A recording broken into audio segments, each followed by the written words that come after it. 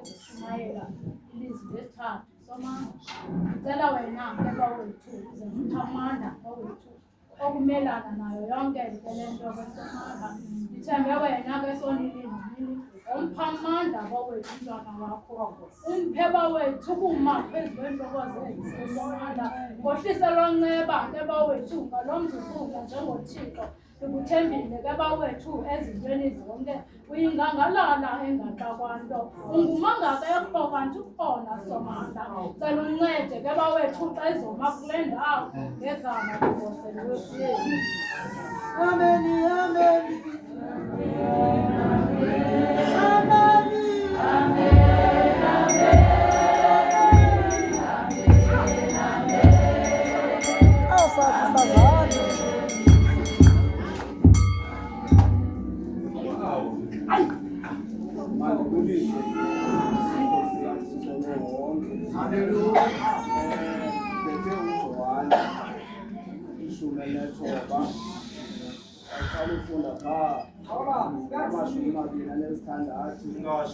uYesu ngoko akumbona unina naye umfundi ebemthanda yena uthi kuye unina mfazi nango unyana andule athi umfundi lowo nango unyoko uJohane lo omnye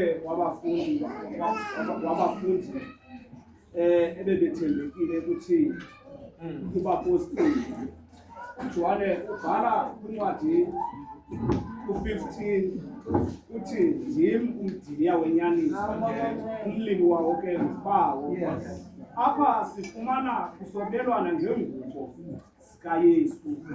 Xa kusobelwana ngezingubo futhi kwenza amaqashiso ngazo, kodwa apha ekwabelaneni kwazo ngezingubo kubekho ingubo yangaphantsi yokwalela. Xa beyijonga bafumaniseke into yokuba yona ayinayo uqukumbelo.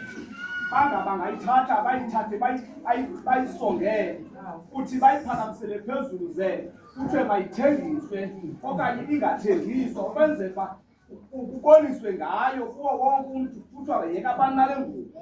So uYesu ke ngoku xa ephakamisa amehlo uyaqala kuthiwa sonke esi siganeko esisenzeka ufeyisana nomama wakhe uMariya. uMariya ke ngoku uhamba nomkaKleope ukanina wakhe, kodwa bengazalani ngegazi nanyama, kodwa ebekhulela kulo Mariya. Ithi incwadi yeBhayibhile ke ngoku xa ebona umamakhe athi mfazi nako unyana, abuye athi nyana nako unyoko. NgokwesiXhosa eli gama lithi nyoko ligama ebelibizwa umntu owendileyo okanye umntu ongumama onomyeni nendoda. Ithi ke ngoku le nto uYesu ke ngoku uyaleza unina ukwenzela uba angamshiyi elambatha, abuye azothi ke ngoku nyoko nako unyana, ukwenzela uba ke ngoku kwangoko umfundi lo wamthabatha wayombeka kwikhaya lakhe. Amen.